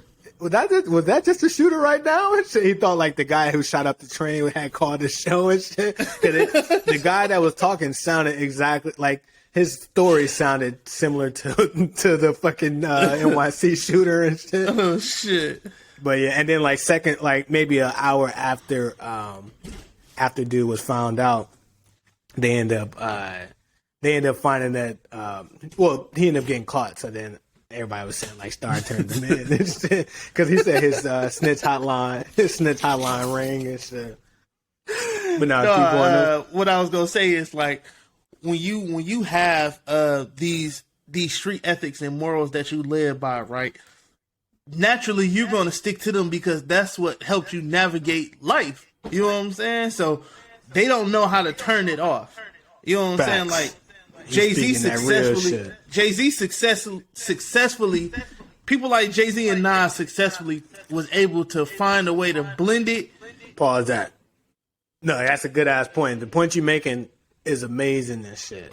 Cause there's people, I've seen the mentalities of different street individuals and shit. So then there's people that's with the Jay-Z mindset, right? Like hood guys, but they have like entrepreneurial, very good business etiquette and shit like that. That's what I'm saying. So like when they thinking on that sense, it's more of a, I mean, every action deserves a reaction, but like I'm still thinking of growth when it comes to financial success, and I'm not willing to just do street shit just for the sake of doing it and shit. Then there's the crash dummy street dudes and shit. So I would say more so like the guys who think more so on the little boosie level of street niggas. You know what I mean? So like niggas is like yeah. Well, not even. I wouldn't even say Dirk, because Dirk is starting to be more like a bit like he's starting to bridge between those two dudes and shit. Nah, but I would say he's starting to he have a. I agree with you to a certain extent, because now he's so knee deep into a beef that's so public that he has to respond to everything that someone else says about his situation. You know what I'm saying? My point was, I mean, because I don't want to go down that rabbit hole, but my point is there's those two different versions of street artists or street individuals, and normally the ones that I've noticed who do a great job of like transitioning from like just being a crash dummy. I say crash dummies are dudes. It's like, yo, it's whatever, anytime, it's go time, like, you know, those type of like crash dummy niggas. Like they don't value shit. Live anybody around, they'll shoot a baby if they add to and shit, like those type of niggas. Yeah. What the fuck was I going? Oh yeah. Then what the fuck was I talking about? Goddamn, I forgot where the fuck I was going with that shit. Oh no, so there's a two different type of street dudes and shit, but a lot of dudes they need to just pivot to be more towards the I'm street, I'm willing to protect mine, but I'm also strategic in how I move when it comes to like financial success and growth and shit. Because like some niggas don't think of it that way and shit. You know who else is good at blending that? Who? And I actually got to give them kudos. Fuck that, yeah. The Migos. Mm-hmm. They did an excellent job of blending that, finding a way to keep their street mentality and their credit and still make it business savvy. It's it's a couple of people out here like that. Those are the three that can come off the top of my head. But back to the overall point, like it's a yeah and no thing. But at some point, like nigga, fans, just as bad as we are as individuals, fans got to start holding themselves accountable too and shit. Because nigga, we push a lot of the shit. Like niggas want authenticity in their music, and then when they give you authenticity, everybody want to complain and bitch about shit. Like you can't have it both ways. It's either you gonna have a nigga that's really on it and about it, or you just gonna have a nigga that can pretend and just make great ass music and shit. You know what I'm saying? Mm-hmm. You know a great ass example of that was right up under our nose, and we never understood it until we got older. 50 Cent and Ja Rule and shit. That was an excellent way to see how 50 blended his street shit with his business shit, and how Ja Rule was one way this way and then another way this way. We literally in live time saw that shit and didn't understand it until we got older and shit. Like, yo, it's literally okay for you to make the type of music that you want to make. Like 50 clowned Ja Rule for making pop music essentially. You know what I'm saying?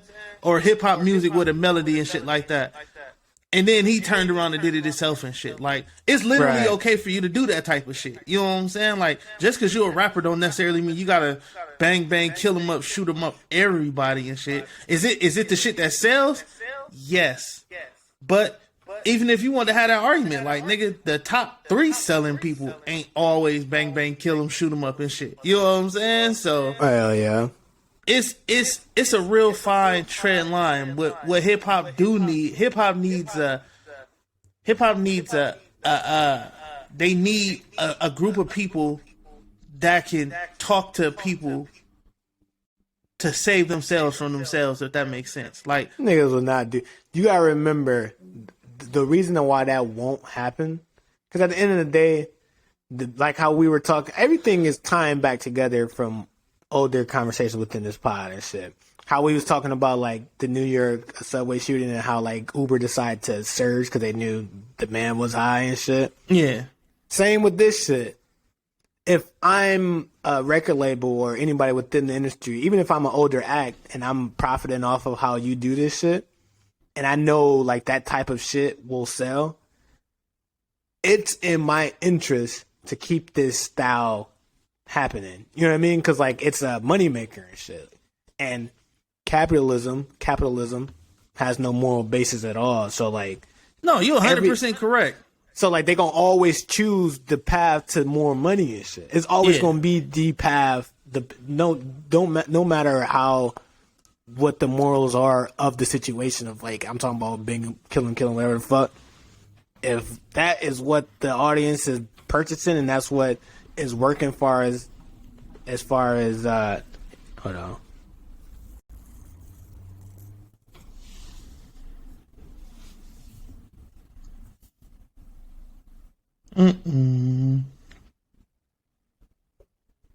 But yeah, what the hell was I saying and shit? But no, if it perpetuates, or not perpetuates, if it just lends itself to more dollars, then you will set yourself. The person will be more inclined to continue to push that narrative of making more money versus like helping out people morally and shit.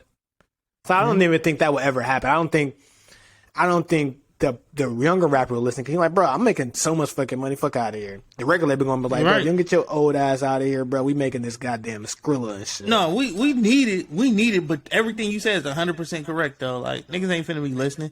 Money talks, bro. Money don't make a nigga listen.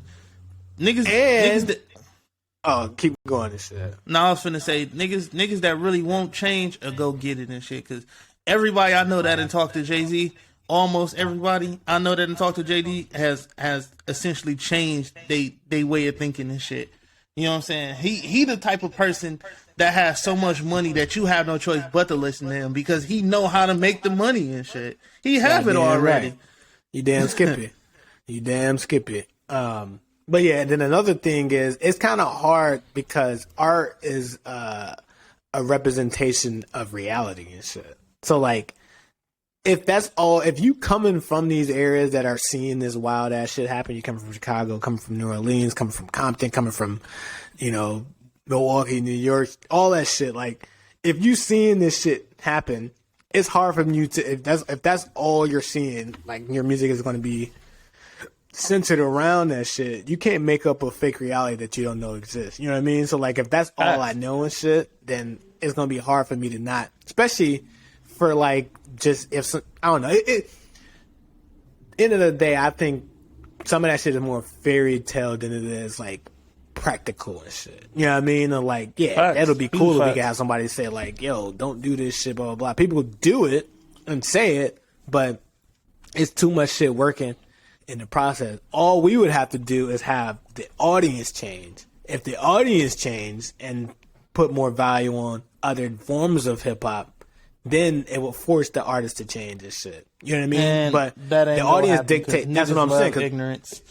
Right, facts. That's the whole thing. The audience dictates what the art is. Some artists don't give a damn about what the art should be, like Cole and Kendrick and all that shit.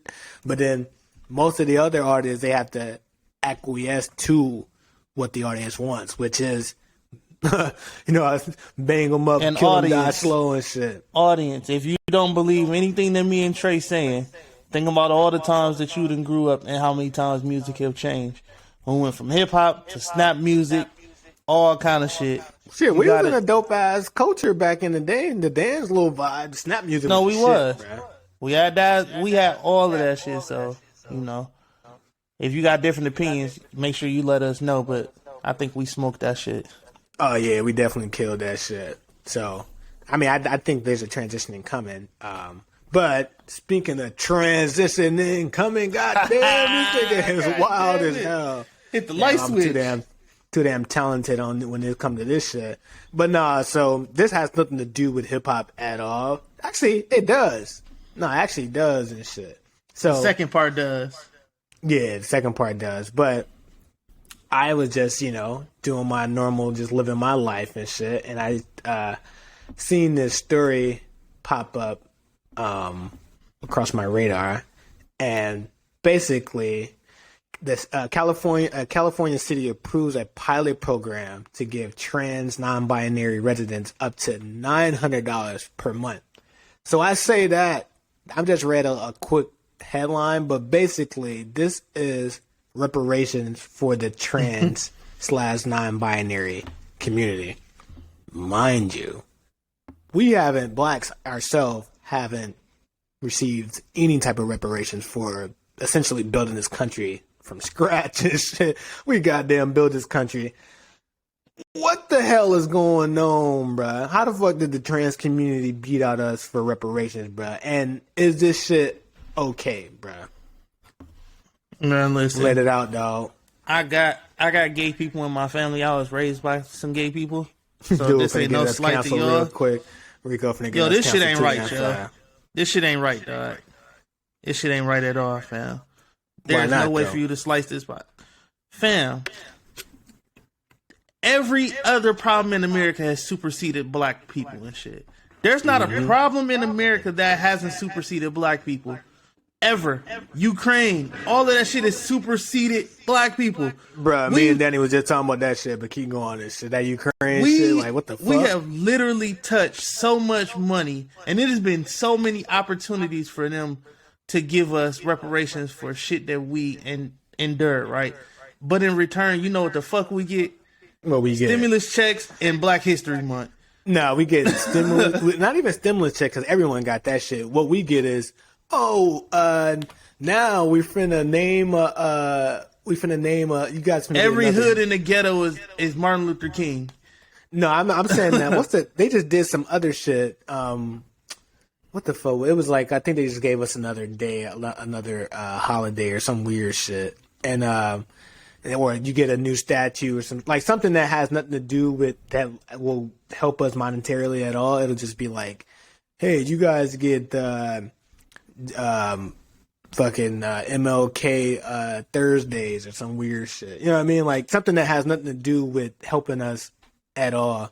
And then if they do something to help us, they just drag their feet for goddamn 160 plus years and shit. Like the anti-lynching bill that they finally passed. It took like, I don't know, 100, 200 times of them trying to pass that shit. Meanwhile, the damn, like, a movement that's way younger than our shit, you know what I mean? Because our shit is civil rights. It even goes back to slavery and all that shit. Bro, civil rights, bro, it's people that were still living. It's people still living now that experience all of that shit.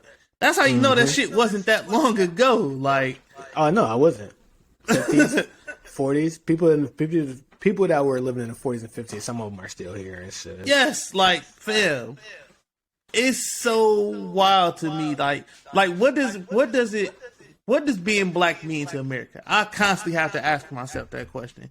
What does it go ahead. I would say, the term being like black in general, that shit was created by the white man and shit. Like the term black isn't something that they say across the world and shit. That was something that like they created to identify us as, like, you guys are black. You know what I mean? But like when we were in fucking Africa, we were Nigerian, we were fucking Ghana, damn it, I can't say the fucking name, but people from Ghana and shit.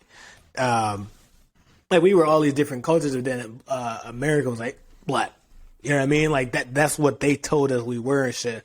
But back to this shit, I feel like every now and then they have to send a slight message to the community of where we stand in their prioritizations and shit. Like, facts. Yeah, there was, we talk about a big game about, equality for all and all of this shit and like Black Lives Matter, all this shit. But we just want to send y'all subtle messages, and if you only the people that are with the trained eye can see, like, are we actually making progress when it comes to how we're our role in the totem pole in American society? And I would say, hell no, no, but they do it subtly. Like, it's a subtle thing of like, what can we do to show African Americans that they're still not respected as a race here and shit? Hey, Bob, I know what we can do. How about we give those goddamn trans reparations first?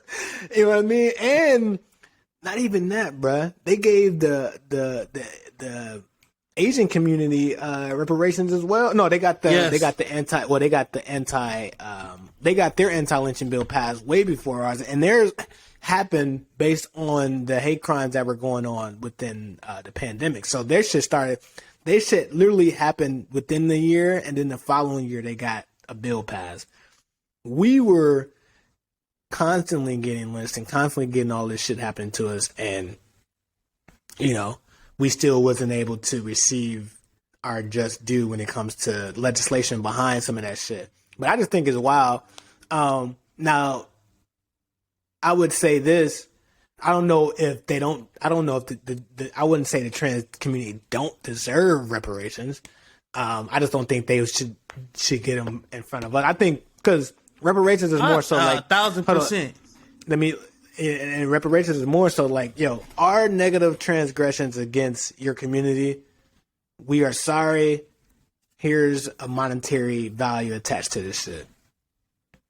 And they did a lot of fucked up shit to the trans community. Did a lot of fucked up shit to the entire LG, the African community. Yeah. I can't say that, but they did a lot of shit that, like, they were getting attacked and all this fucked up shit that was happening. Which I'm like, yeah, they should have to pay for that transgression. I just want to see where is the payback for a minority group that technically built this goddamn country and shit. All of the money, all of the dollars that our black labor have received based on not being paid for that labor. Literally, there's a monetary footprint behind all of this shit when it comes to the shit that we've done for this country and shit. So I would definitely say almost everything based around America got a black foot or handprint on it and shit. There's little dollars amount. Like, if you go, because so like in slavery, they only told us about cotton. We wasn't just doing cotton. We did cotton. We did the railroads and shit. We did a lot of the produce shit. We did a lot of the industrial shit. Like, literally the biggest things in the country when it comes to like allowing us to become the superpower was all built on the backs of us and shit. I feel like they throw that cotton shit out to us to make it seem like that was the majority of where our efforts were going. But no, bro, they had an entire race of people working a free workforce for all of the industrial needs that they needed. Because if I was a company and you could hire a worker that wanted to make a certain amount, or I can hire slaves and not pay them a damn thing and shit, using the slaves and sound like temporary workers right now. The shit that's fact, and the shit that's annoying is there's not a monetary, like, you can't monetarily trace what the trans community, as far as like, did they build some shit for the country to like move around? Like, you can actually tie dollar amount to everything we've done. The dollar from us building the railroads, or the dollar from us supplying all this cotton, or the dollar from us doing all this extra shit, that money is still circulating. Multiplied. Yes, that's what multiplied. I'm saying. And they can literally go back down to all of these companies that were, profiting off of that shit, like the Wells Fargos and like these big ass banks. There's monetary footprint of our actions. How the fuck can we, out of all this shit, we still aren't the ones that are receiving reparations when there is the easiest case for you to see what we've done in profit values for this country and shit. So I just think it's additional slaps in the fucking face and shit. It always is. Every opportunity they get to show us that shit that we desire don't matter, they do it and shit. But you're right, they give us little shit. And the thing that I don't be liking about us as a culture sometimes, And I ain't trying to act like I'm some super woke nigga and shit, because I'm not. But you sound like one. Nah, I hate the fact that the shit that we get, and we said this on the pod, like, yo, the shit that they be doing for us, y'all shouldn't be jumping for fucking joy and shit. We deserve so much more, and we deserve better. Like, it's a fact that being black in America, you have to work 100 times harder and shit. You know what I'm saying? Like, that's just, I hate how that's a thing, but that's the honest to God truth. Like, nigga, you gotta work 10 times as harder if you want a job, or you gotta work 20 times as harder if you want a raise. Like, I just can't believe that we live in a place right now where reparations is being handed out left and right to motherfuckers, and black people have yet to benefit off any of it. I can believe it, but I just say it's more of a subtlety. Like, the subtle thing that you got to pay attention to is, like, what happens after we get something we want. So, but you know what? Sorry to cut you off. You know what I hate about that though? The government to group all of us in the same pot as minority and shit. No, but that's why they do it though. It's a slight. And it's if y'all gonna do that, why the fuck we ain't getting the same treatment as all these other people then? But I tell you why they do that. The main reason to allow the whites to participate in it. So like how like whites are like, well, I feel like we are discriminated against as well. How do we get whites to jump into some of our fucking reparation bags? Oh, let's get white trans people. Let's get white feminists. Let's get white, you know what I mean? Like, and then they can break into their own minority. As a win for everybody, basically. Let's get, that's what Dave Chappelle was saying in this special of like, yo, you know, we just have white people have used some of the minority issues to mask and to turn themselves into minorities, but they still are the biggest group that benefits from a lot of the government actions from some of these things, like from the reparation trans shit. Guess who's going to be getting a lot of that shit? White trans males, right? Trans, like, all white people will get that shit. Guess who benefits from just a bunch of shit. White people figure that shit out. But we've been talking for a goddamn long. I feel like we ain't had one goddamn silly topic. We've been going through all of these. I mean, we've been having a good ass show. Don't get me wrong and shit. Yeah. But, we at the 2 hour. We got hella topics left. I feel like either we can cover them now or we can save some of them shits for the next show. We can save some of them shits. We've been. Hell yeah. I ain't gonna lie. We smoked this. We get replaced. Shit, we held this shit down. Who would have thought we had so much shit to talk about and shit? But and then, I mean, wait, before I wrap it up, because I do want to get to, is there any new music that we want to cover and shit? Ain't nothing drop. No, it ain't nothing drastic. Unfortunately, folks, all of the good album reviews that we did have went to the ether. Oh, well, shit. Since we couldn't release this album review, I would just give a quick shout out to Lucky Day and his new album and shit. Make sure you go check that out, because to me, that's my favorite R&B project this year that dropped.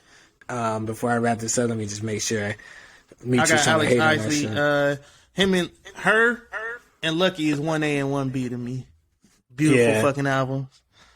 Candy Drip is the name of Lucky Day's album. So shout out to that. Make sure you check that shit out. For Alex Isley. Yeah, Murray Gold for Alex Isley. Check that shit out. We will give a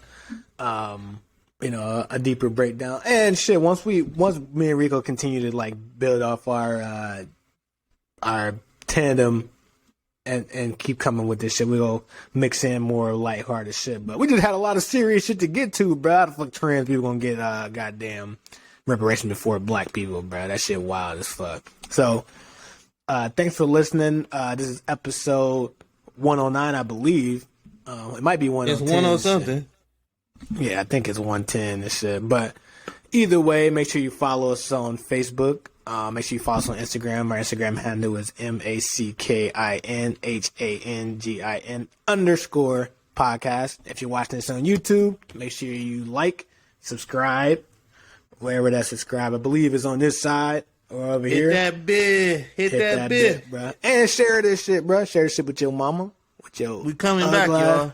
Your ugly ass grandma, share that shit with her too and shit. And your blind making a podcast boys are back. Yo, blind ass uncle, make sure you share it with Dude Glass too and shit. This is Mac and Hanging Podcast.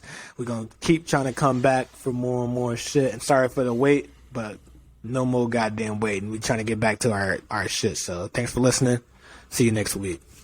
Peace. Let's see that.